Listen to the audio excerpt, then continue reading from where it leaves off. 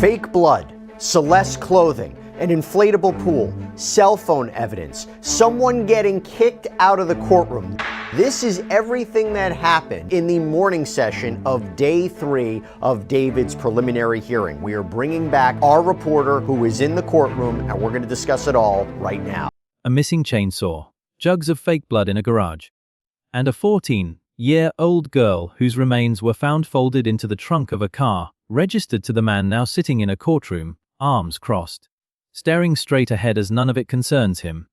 This is the Celeste Rivas case. Yeah, so as you just heard, there is a lot to get into as we talk about day 3 of this preliminary hearing for singer David. Remember, he is accused of sexually abusing, murdering, and dismembering 14-year-old Celeste Rivas Hernandez back in 2025. Her dismembered, decomposed remains reportedly found in the front trunk of a Tesla out in LA back in September of last year, a Tesla that was reportedly registered to the singer. So the question becomes for this preliminary hearing, does the prosecution have enough? And today we're looking at one specific, unresolved detail that keeps surfacing every time this preliminary hearing moves forward: the chainsaw that was never found. So we ended yesterday with the cross-examination of an LAPD criminalist. She was the one who was called to process evidence found in David's garage. And that evidence included everything from trash bags to rubber floor mats to bloodstains. She was the one who tested chainsaws found in David's house. This was just about a week after the car was found in the Hollywood tow yard with the victim's remains in the front trunk, of course. So they continued with that cross-examination, and there was a lot of back and forth about the chainsaws. And here's why. Defense attorney Blair Burke noted there was no positive test indicating the possibility of blood on those chainsaws, so she kept on asking this LAPD witness for the prosecution why they didn't take those chainsaws into evidence. Celeste Rivas Hernandez was 14 years old. Her decomposed, dismembered remains were reportedly discovered last September inside the front trunk of a Tesla allegedly registered to a musician known as D4V'd. If that single detail hasn't stopped you cold, I don't know what will. A car, a trunk, a child. Now, prosecutors don't need much to move a case like this to trial. Just probable cause. But what's playing out in that courtroom isn't just a legal formality. It's a slow unspooling of physical evidence that, piece by piece, is either building an airtight case or leaving gaps a defense attorney can drive a truck through. And this week, one of those gaps has a name. A brand name, actually. Makita.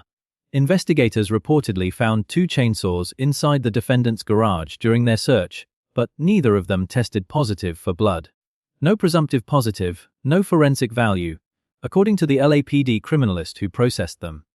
So they weren't even taken into evidence. So she said there did not appear to be any kind of forensic value to those chainsaws that were found in the garage, and that's why they were not taken into evidence. So my big takeaway from all of this is that perhaps those were not the weapons or tools used for dismemberment, even though they were found in David's garage during this search.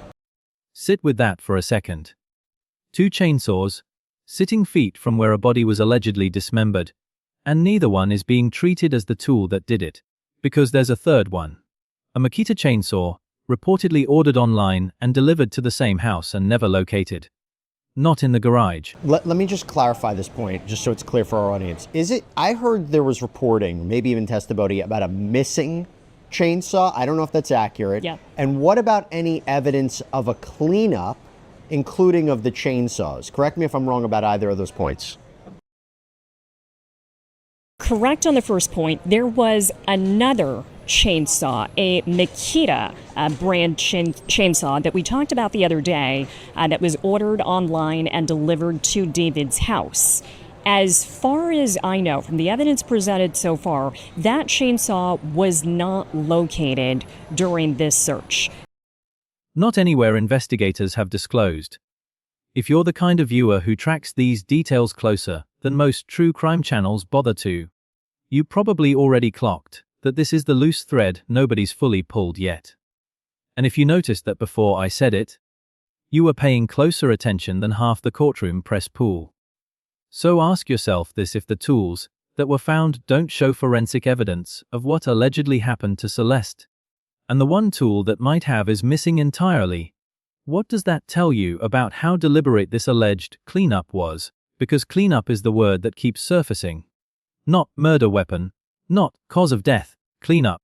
Investigators reportedly found a double-bagged trash bag in the garage. Inside it, wipes stained with what testing suggested could be blood. Not confirmed, not conclusively identified, just possible presence of blood, pending further testing.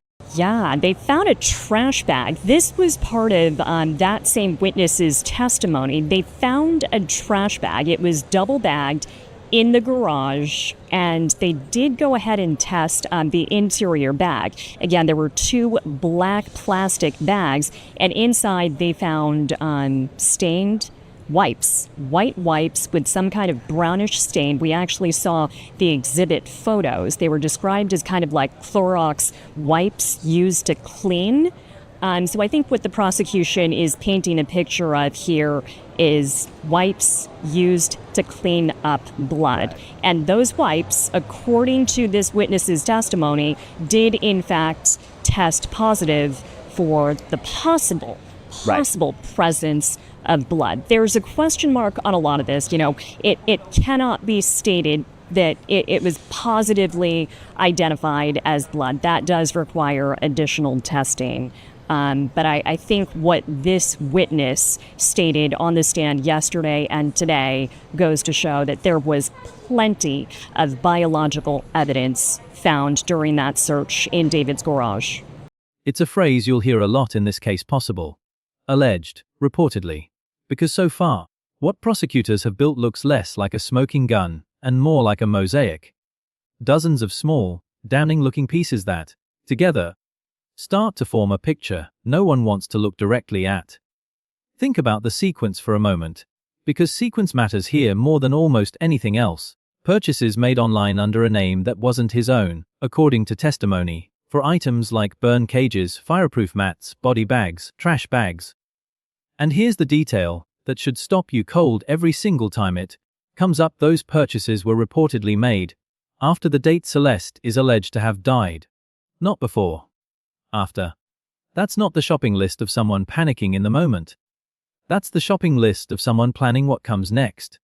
And that picture got more specific this week, with testimony about a blue inflatable pool. One of the questions I've been getting from legal analysts is, what has been the evidence that he actually murdered her? And what do I mean by that? A, the evidence that he actually killed her, that he stabbed her to death, and that he murdered her, right? Not that this was a case of manslaughter, not that this was a case of self-defense.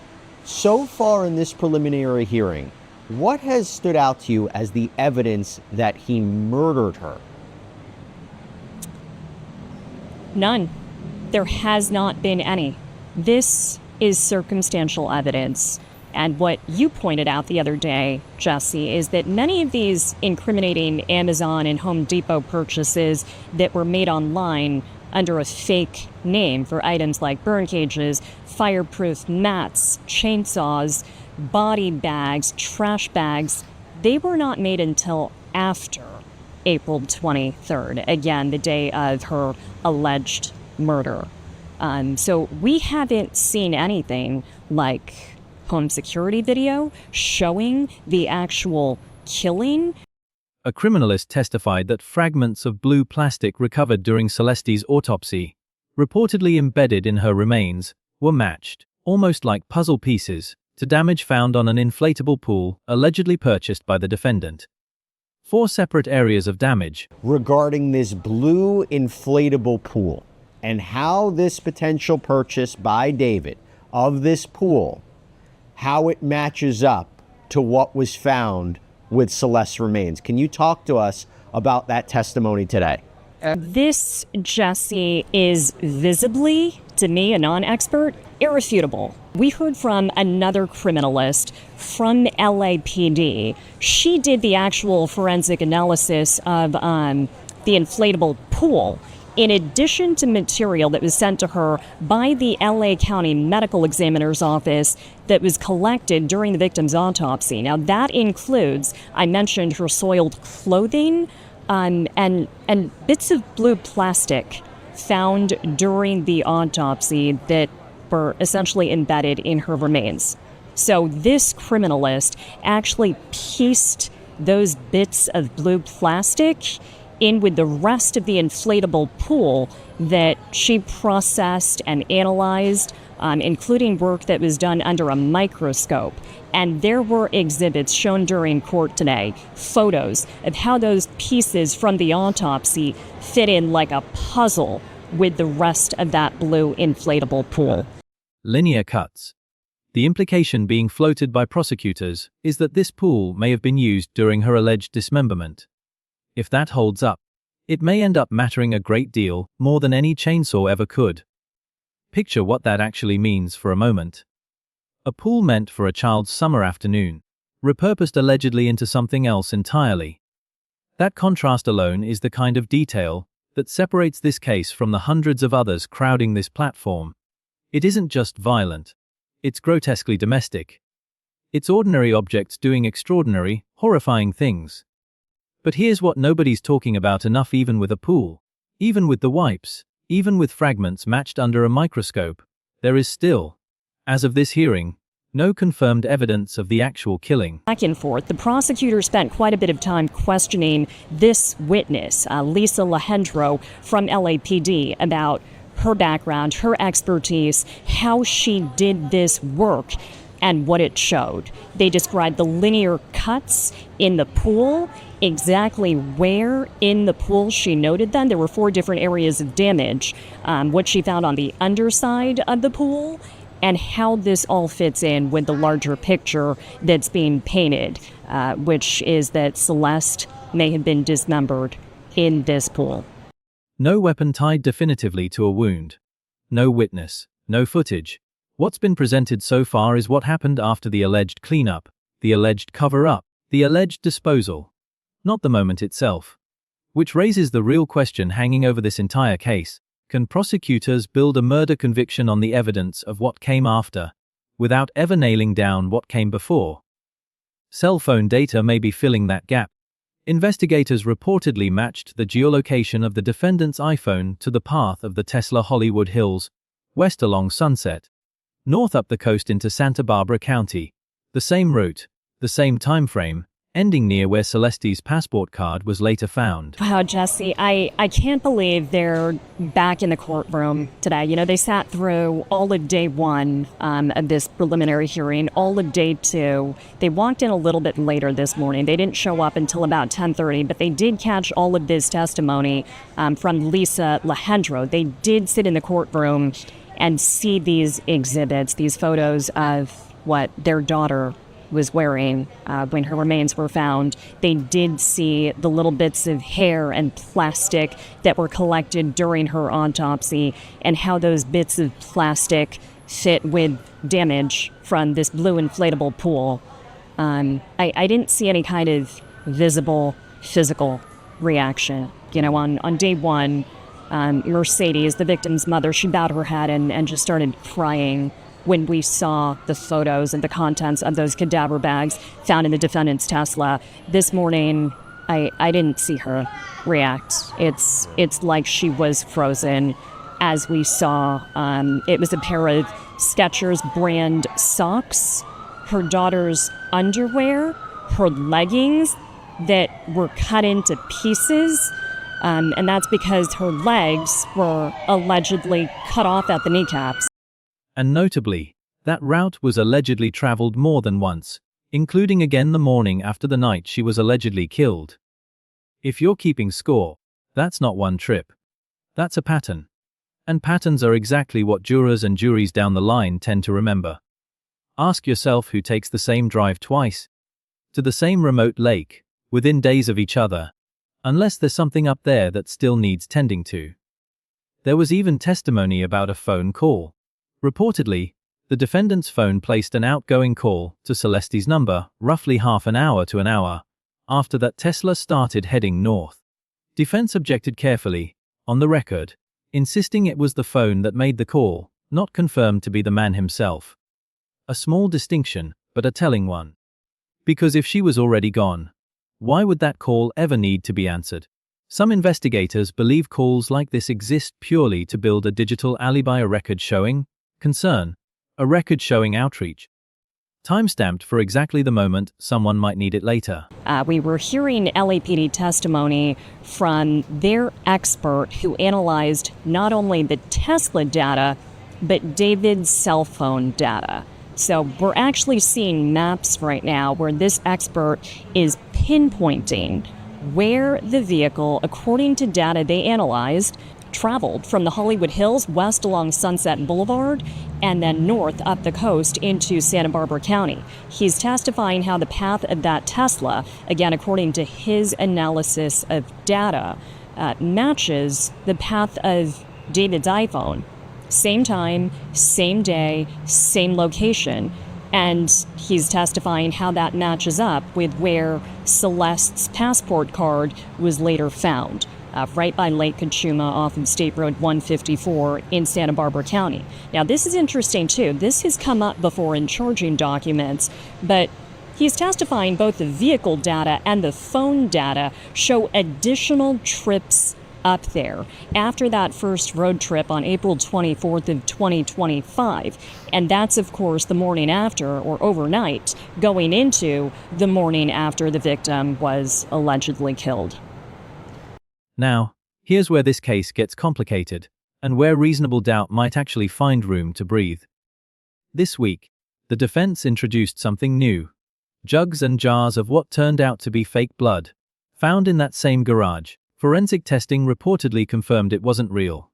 The defense's suggestion, merchandising, music videos, fake blood on T-shirts is not exactly out of character for an artist whose visuals reportedly lean into that imagery already. Defense attorneys actually jumped in to object during that portion of testimony. It was sustained because they wanted to make sure the court record stated that the LAPD detective isn't testifying that David, the defendant, made a call. They wanted to make sure the court record stated his phone made that outgoing call. But that call was placed about half an hour to an hour after the Tesla got on the road heading north towards Santa Barbara County. So again, that speaks to the alleged cleanup and cover-up efforts. If he did in fact murder this girl, and if he was in fact on the way up to Lake Kachuma to dump evidence, why in the world would he call her phone? Of course, she's not going to pick up. She's dead in his house. Does that explain the wipes? The pool damage? The missing chainsaw?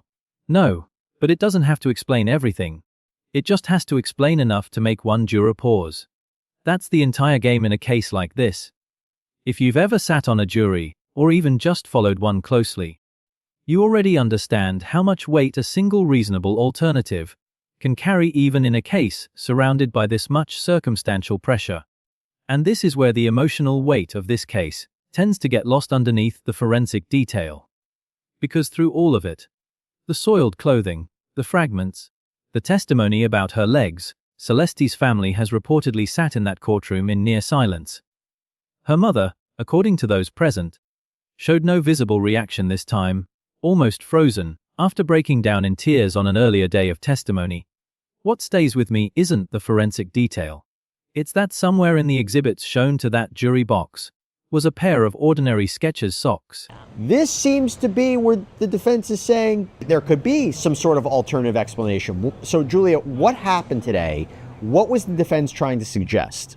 If you've been following this case online, you've probably seen clips of David's music videos, especially the ones where he's dressed in a white t-shirt with fake bloodstains. So this came up today in court, and it was the first time I've heard it during this preliminary hearing. Apparently, one of the LAPD criminalists found jugs and jars of fake blood in David's garage. Now, they didn't get into, how much of it was there, but the defense did state that there was some merchandising activity going on in David's garage, meaning they were making music merch. And that could have been, t-shirts and sweatshirts stained with fake blood. So does that explain all the evidence that was documented and collected? No, absolutely not. But it does explain the fake blood. And how did they know it was fake?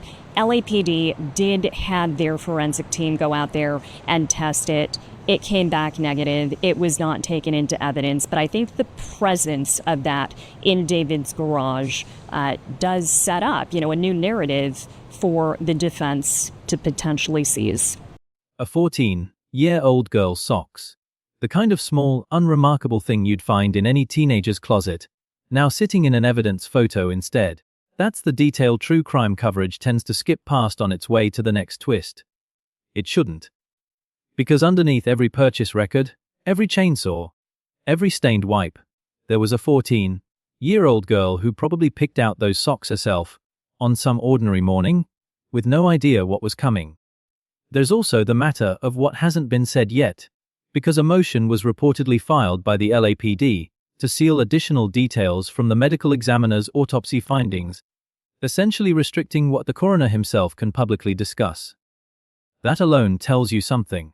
When investigators go out of their way to keep a medical examiner quiet, it's usually because whatever he knows is either far more damning or far more complicated than anything made public so far. We did hear chatter about the LA County medical examiner potentially testifying today. That has not happened yet. I'm curious to see if that happens, and I'm very curious to hear from him. It's Dr. Ode Ukpo. And what's significant here is that after the autopsy was conducted last fall, LAPD actually filed a motion. They initiated this motion to place additional details from this autopsy under seal, essentially gagging the coroner, the medical examiner leading this case. He did make a statement before that about the state of decomposition and the fact that the victim must have been in that car for quite some time. Beyond that, beyond the report that was issued, we have not heard from the medical examiner yet, so a lot of questions for him. We have heard that may happen today, but we're going to hear from at least 2 additional witnesses, so we'll see who the prosecution decides to call to the stand. Julia, there was something that we haven't even talked about yet. And by the way, what I'm about to get into is something that has been speculated about where the defense may go. How do you explain these unusual purchases? So where does this leave us? A missing chainsaw. Fake blood that turned out to be exactly that fake. A pool with damage that may or may not match a body. Cell data placing a phone and a car on a very specific road, at a very specific time. Purchases made in a stranger's name, after the fact. And still, as of this hearing, no confirmed answer to the one question that matters most: how did Celeste Rivas actually die? If the medical examiner takes the stand next, that may finally change. Until then, everything here remains allegation, matched against physical evidence that keeps almost, but not quite, closing the loop. So I'll leave you with this. If investigators can prove the cleanup beyond doubt, but never definitively prove the killing itself, is that still enough to convict, or is that exactly the gap a defense needs? Tell me what you think in the comments. And stay close, because when the medical examiner does take that stand, the picture in this case may change entirely. And I'll be breaking down exactly what his testimony means the moment it happens.